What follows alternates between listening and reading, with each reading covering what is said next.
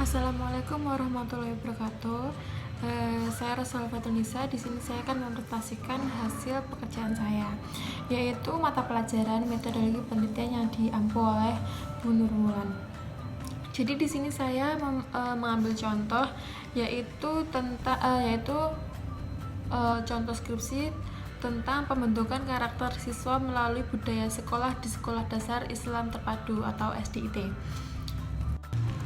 Nah, yang pertama yaitu bab 1 tentang pendahuluan, di mana Undang-Undang Republik Indonesia Nomor 20 Tahun 2003 tentang sistem pendidikan atau sistem pendidikan nasional merumuskan fungsi dan tujuan pendidikan nasional yang harus digunakan dalam mengembangkan upaya pendidikan di Indonesia.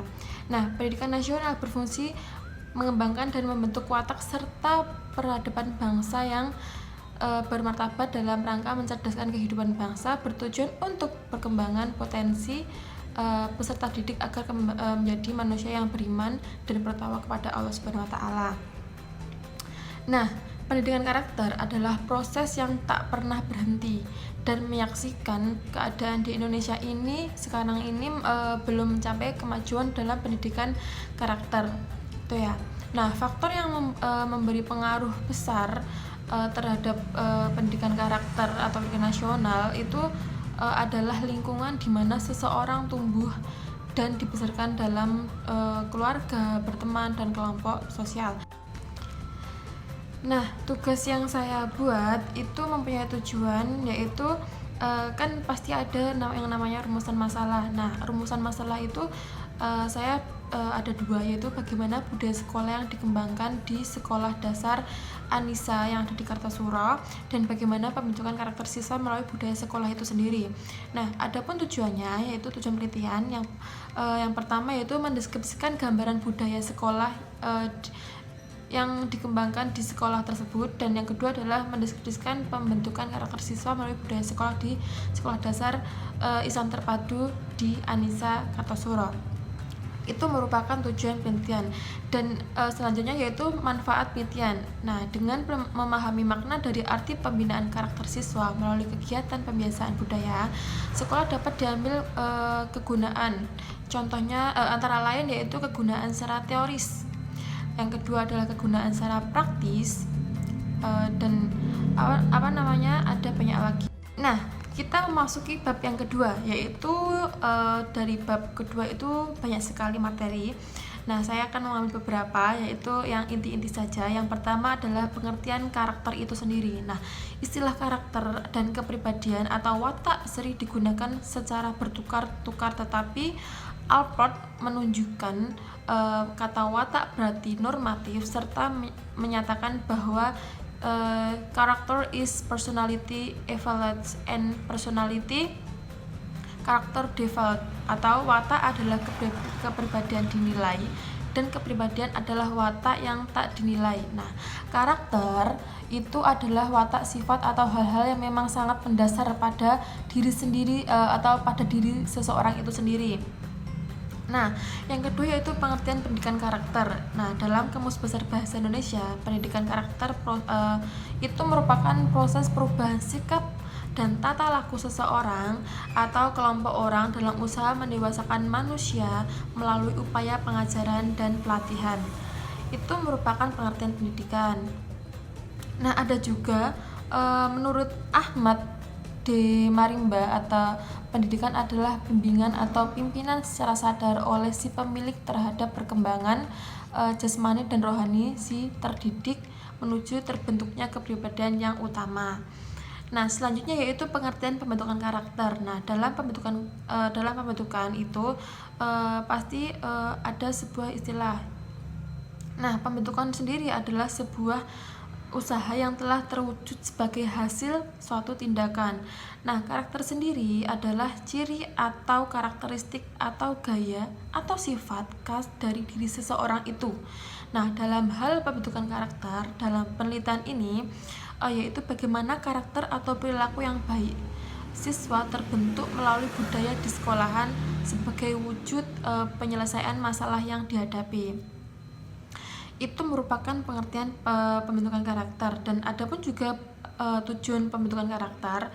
Dalam pembentukan karakter bertujuan membentuk bangsa yang tangguh, kompetitif, berakhlak mulia, bermoral, bertoleran, bergotong royong, berjiwa patriot, berkembang dinamis, dan juga berorientasi ilmu pengetahuan dan teknologi yang semuanya dijiwai oleh iman dan takwa kepada Allah Subhanahu wa taala. Nah, dan juga faktor pembentuk karakter. Nah, faktor-faktornya itu ada dua ya, yaitu ada faktor internal dan ada faktor eksternal. Nah, jadi karakter atau kepribadian seseorang hanya diukur dengan apa yang dia lakukan berdasarkan tindakan sadarnya. Dengan demikian, yang harus kita perhatikan adalah faktor-faktor yang mempengaruhi tindakan itu sendiri. Nah, adapun juga fungsi pembentukan karakter dan juga beberapa fungsi pembentukan karakter menurut Narwani antara lain sebagai berikut, yaitu fungsi pengembangan dan juga fungsi perbaikan, dan ada pun juga fungsi penyaringan. Nah, kita beralih ke bab 3.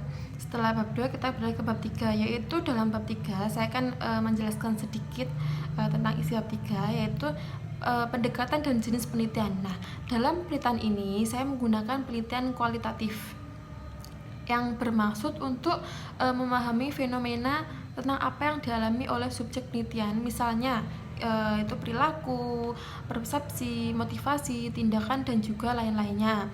Nah, secara holistik dan dengan cara deskripsi dalam bentuk kata-kata dan bahasa pada suatu konteks itu khusus yang alamiah dan dengan memanfaatkan berbagai metode ilmiah. Nah, kemudian dalam penelitian ini itu kegiatannya adalah mendeskripsikan secara intensif dan terperinci tentang gejala dan fenomena yang diteliti, yaitu mengenai masalah yang berkaitan dengan pembentukan karakter siswa melalui budaya sekolah itu sendiri.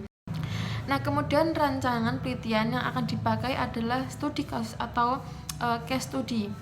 Nah, ya ini berupa tentang mengungkap secara rinci atas suatu latar atau satu orang atau juga subjek atau suatu tempat juga yang tentang menyimpan dokumen.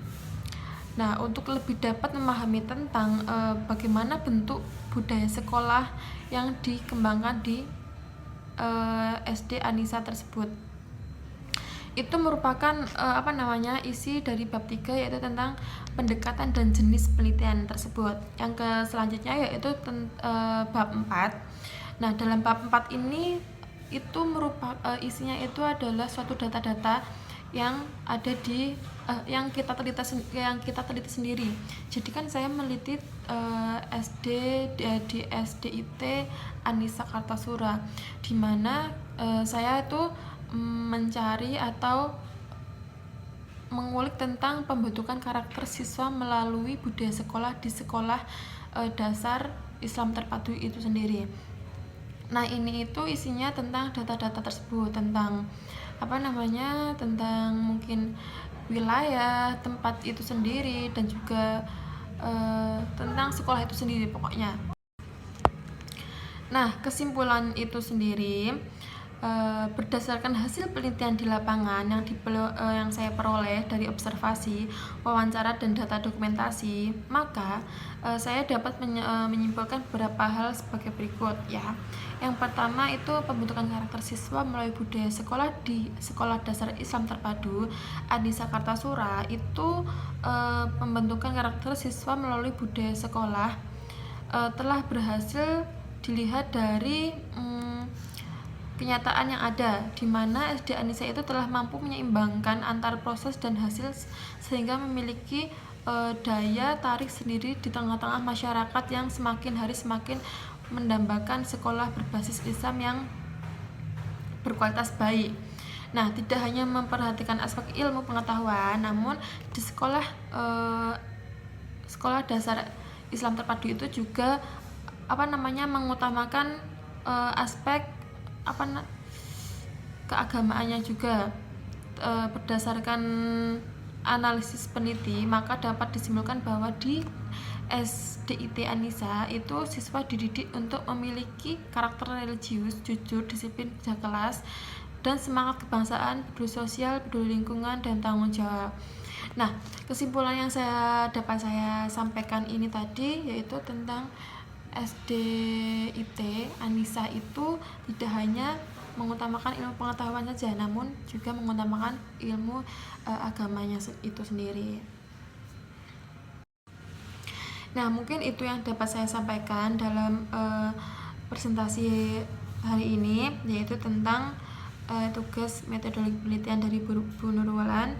Mungkin banyak kata yang salah saya ucapkan, saya mohon maaf. Semoga bermanfaat. Wassalamualaikum warahmatullahi wabarakatuh.